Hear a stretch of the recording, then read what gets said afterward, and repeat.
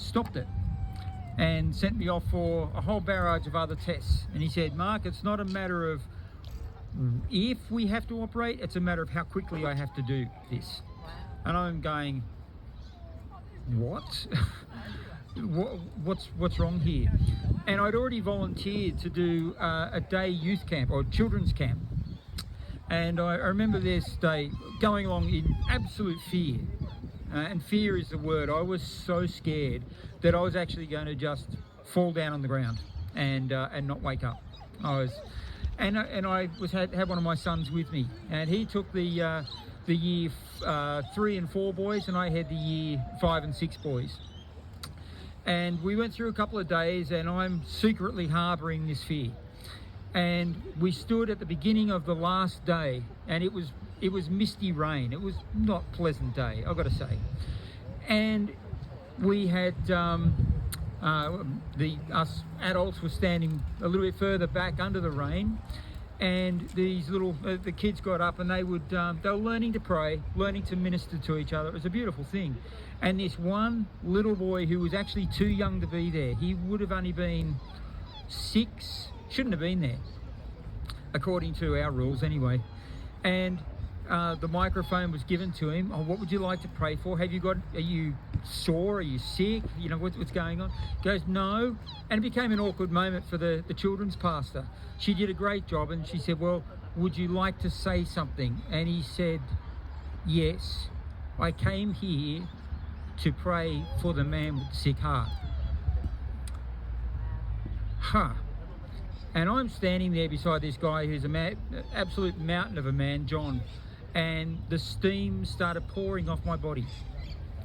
And I didn't feel anything different, but I knew somehow, how does God do that, that in his love and compassion for me, that he would put a message on a little boy's heart to cry out to say, there's a man here with a sick heart.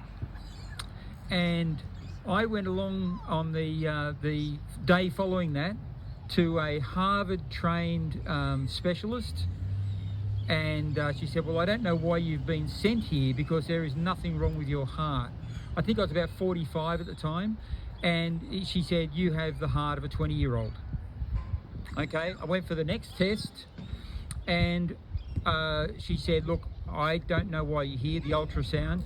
She said, look, the specialist will be in to tell you the results, but look, on the quiet, I don't see anything wrong.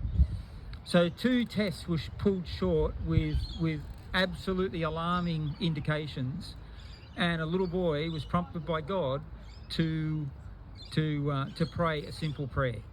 And his simple prayer was something like, sick heart, get better.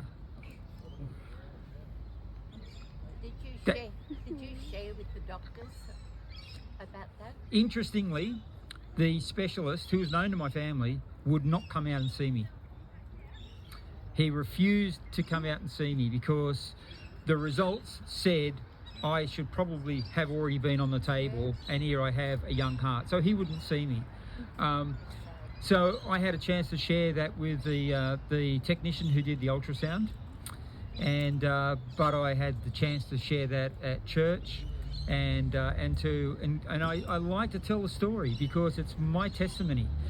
God has proven himself to be so faithful, the depth of his care and love over me, even to the point of rescuing me and bringing the wife of mine that I have today.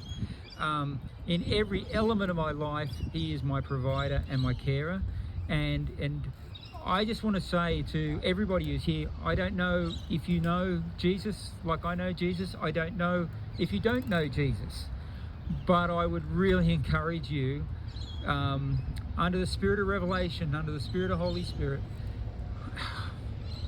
just to listen today.